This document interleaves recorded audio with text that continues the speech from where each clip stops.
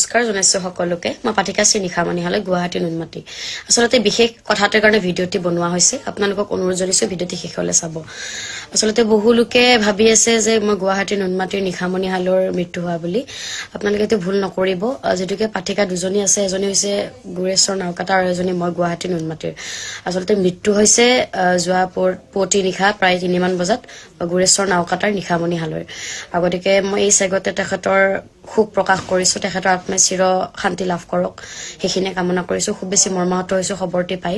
কিন্তু আপোনালোকক মনৰ পৰা মই নিউজ চেনেলক অনুৰোধ জনাইছো আপোনালোকে ভুল নিউজ বিলাক প্ৰচাৰ নকৰিব তেখেতৰ মৃত্যু হৈছে আপোনাৰ মোৰ নামৰ ভিডিঅ'বোৰ শেয়াৰ কৰি আছে গতিকে পুনৰবাৰ কৈছো আপুনি তেখেতৰ নামৰ ভিডিঅ'বোৰ প্ৰচাৰ কৰক আমাৰো বেয়া লাগিছে কিন্তু